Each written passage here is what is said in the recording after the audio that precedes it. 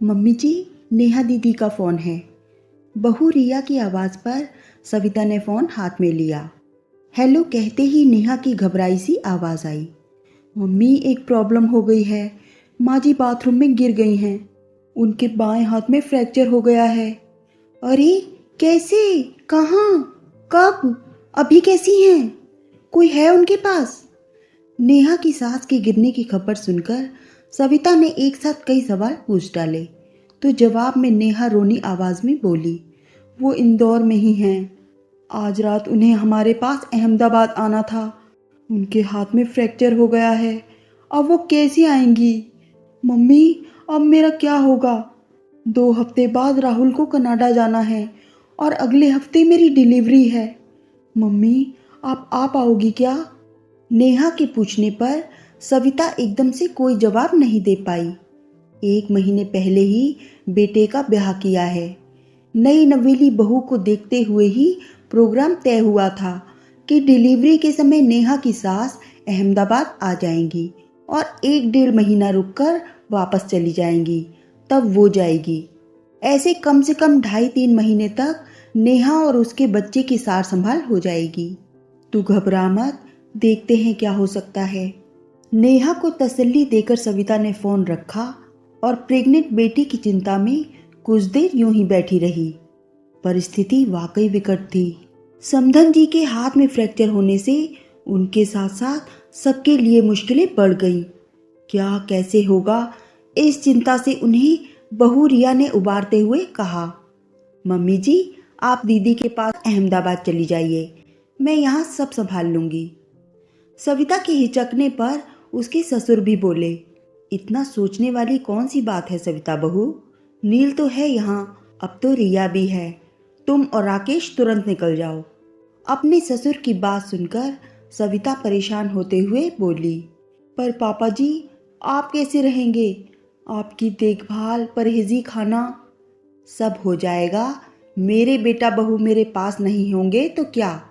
तुम्हारे बेटा बहू तो है ना मेरे पास। अरे पापा जी, नील को तो ऑफिस से ही फुर्सत नहीं है और रिया को आए अभी महीना भर ही हुआ है। इनके भरोसे कैसे? सविता हिचकिचाई तो 80 बरस के बूढ़े ससुर जी हंसते हुए बोले, मैं कोई छोटा बच्चा हूँ जो अपनी देखभाल न कर पाऊँ, और ना रिया बच्ची है जो घर न संभाल पाए। तुम्हारी शादी हुई थी तब तुमने 20 बरस की उम्र में सब संभाल लिया था, और तुम्हारी सास तो 16 बरस की ही थी जब ब्याह कर आई थी। अरे, रिया कैसे नहीं संभालेगी घर? क्यों रिया, संभालेगी ना? हाँ जी दादाजी। क्या कहती रिया और क्या कहती सविता अपने ससुर को कि तब के और अब के ज़माने में बहुत फ़र्क है। सविता का सिर अपने ससुर के सामने श्रद्धा से झुक गया। मुश्किल हालातों के चलते मैं खुद को संभाल लूँगा कहकर उसका मनोबल बढ़ा रहे हैं, जबकि वो जानती है कि पापा जी को बाथरूम तक जाने में भी कितनी मुश्किल आती है। पापा जी और घर की जिम्मेदारी रिया के भरोसे छोड़ने में उसे डर लग रहा था। आजकल की लड़कियां क्या जाने घर की सार संभाल, पर पापा जी और हालातों के आगे वो विवश थी। यूं तो रिया 1 महीने से घर में है, पर उसका ज़्यादातर समय तो मायके, हनीमून और घूमने फिरने में ही निकल गया। बेटे की शादी के बाद सविता खुद बड़ी कोशिशों से घर की व्यवस्था पुरानी पटरी पर लौटा पाई थी। अब यूं अचानक घर छोड़ छाड़कर अहमदाबाद निकलने को मन ही नहीं मान रहा था, पर मौके की नज़ाकत को समझते हुए घर की व्यवस्था, पापा जी के परहेजों और दवाइयों के बारे में नील रिया को समझाकर वो और राकेश तुरंत हवाई जहाज से अहमदाबाद के लिए निकल गए। 9वें महीने के आखिरी हफ्ते में कब डिलीवरी हो जाए कुछ पता नहीं। मम्मी पापा को देखकर नेहा का सारा तनाव छूमंतर हो गया। उनके पहुंचने के 4 दिन बाद ही उसने बेटी को जन्म दिया। कुछ दिनों बाद दामाद राहुल कनाडा चले गए। सविता ने नेहा की घर की सारी व्यवस्था संभाल ली और राकेश ने बाहर की। नेहा और नन्ही परी के बीच सविता और राकेश का समय कैसे निकल जाता कुछ पता ही नहीं चलता था। भोपाल फोन करने पर यहाँ की चिंता मत करो, सब ठीक है, कहकर सविता के ससुर जी तसल्ली दे देते।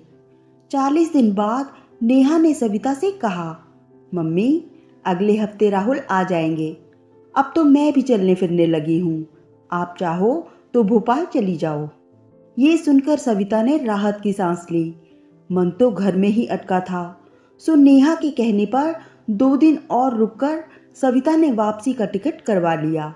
साथ ही राकेश और नेहा को कह दिया कि उनके भोपाल पहुंचने की खबर पापा जी और नील रिया को कतई न दे। सरप्राइज का मजा रहेगा। सरप्राइज की बात सुनकर नेहा खुशी खुशी मान गई, पर राकेश पहुंचने की सूचना न देने से कुछ असहज थे। रास्ते में ट्रेन में उन्होंने इस बारे में सविता से बात की तो वो बोली, पहली बार रिया के भरोसे पापा जी और घर की जिम्मेदारी छोड़ी है। पापा जी और नील तो सीधे साधे हैं, जब भी फोन किया सब ठीक है, चिंता मत करो कहते रहे। अचानक पहुंचने पर रिया की परख हो जाएगी कि वो घर संभालने में कितनी सक्षम और घर वालों के प्रति कितनी संवेदनशील है। ये सुनकर राकेश अवाक रह गए। सविता के फोन न करने के पीछे छिपी मानसिकता का उन्हें जरा भी भान नहीं था। वो तो समझे बैठे थे कि सविता अचानक पहुंचकर उन्हें सुखद आश्चर्य में डुबोने का इरादा रखती है। खैर, बिना किसी को सूचना दिए राकेश और सविता घर पहुंचे तो खुद ही सरप्राइज हो गए जब घर में ताला लगा देखा। बाहर का गेट किराएदार ने खोला और बताया कि सब लोग सुबह से ही बाहर हैं। घर के बरामदे में उन्हें बैठाकर वो अपने कमरे से चाबी लेने चला गया।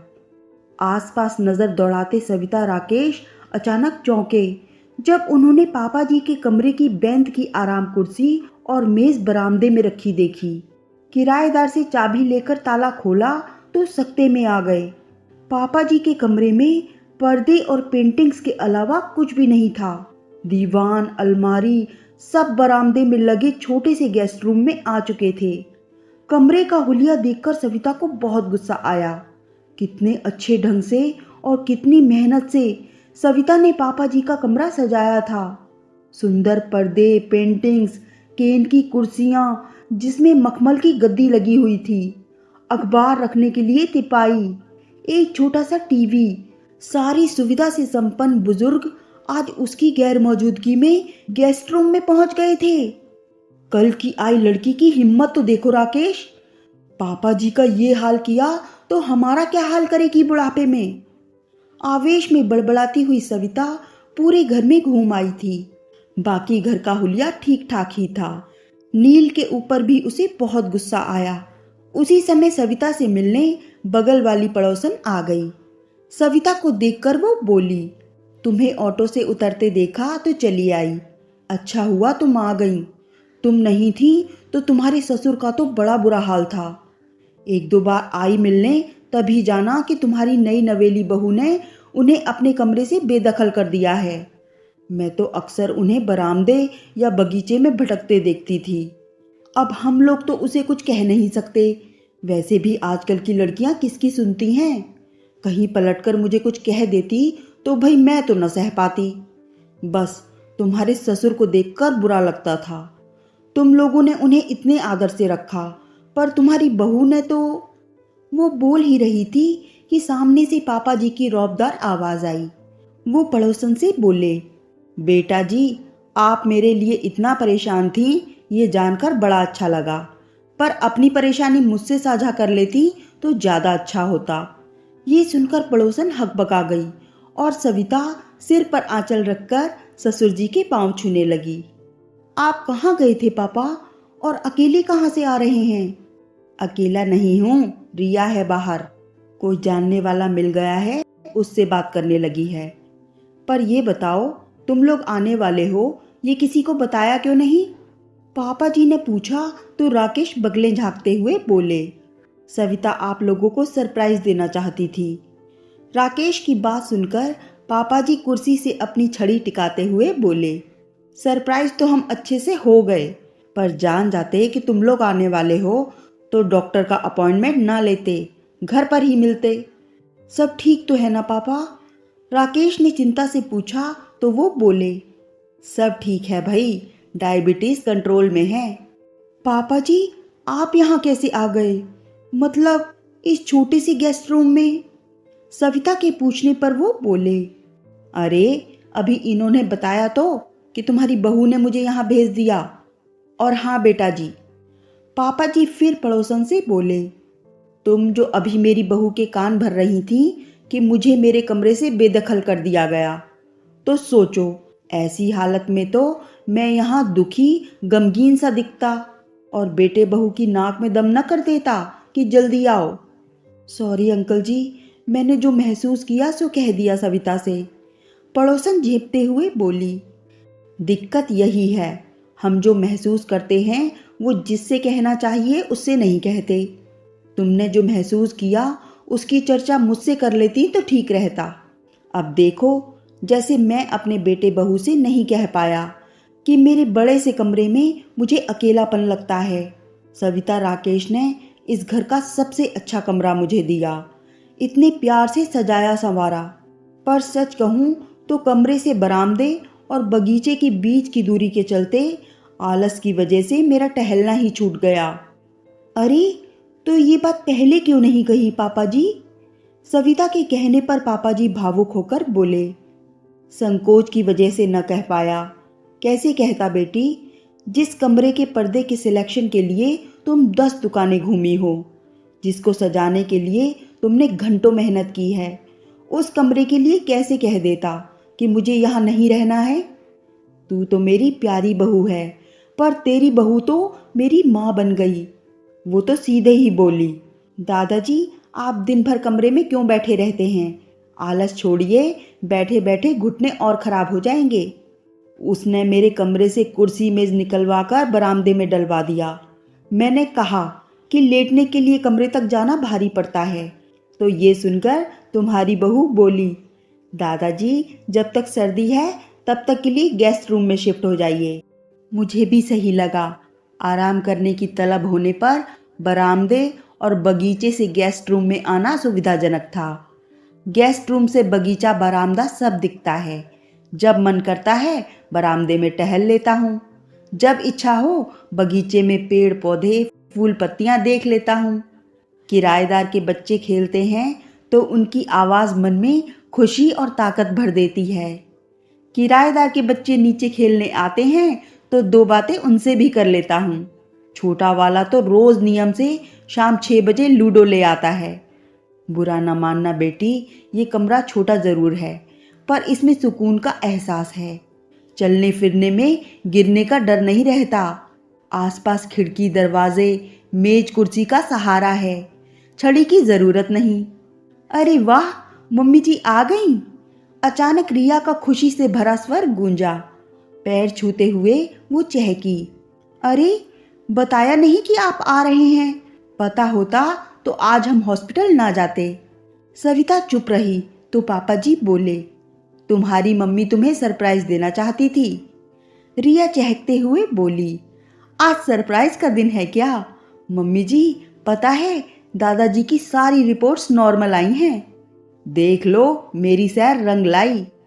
पापा जी के कहने पर रिया बोली, मम्मी जी बड़े जोड़ तोड़ किए दादाजी को टहलाने के लिए।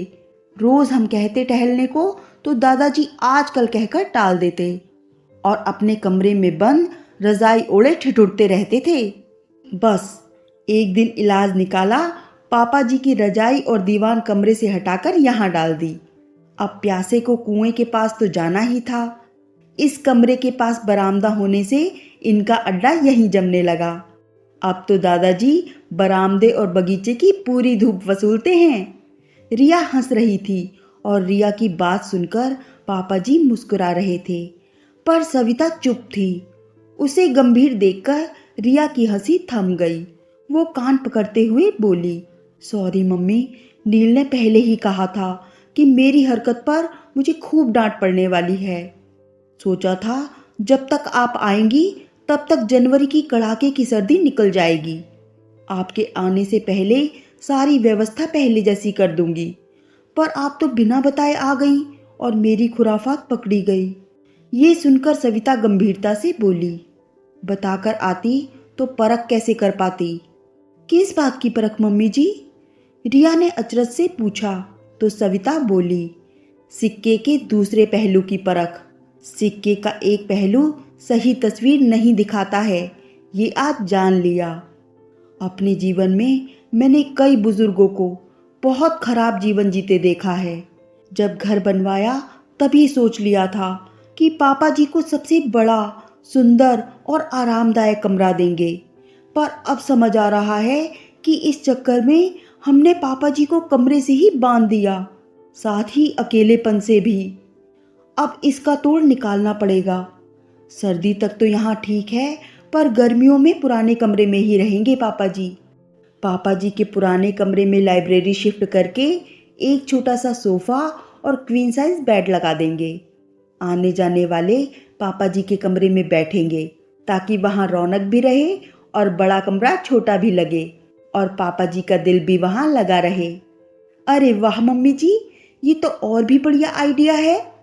वैसे दादाजी दिन में यहाँ और रात को वहाँ सो सकते हैं। ये लो जी, एक और आइडिया।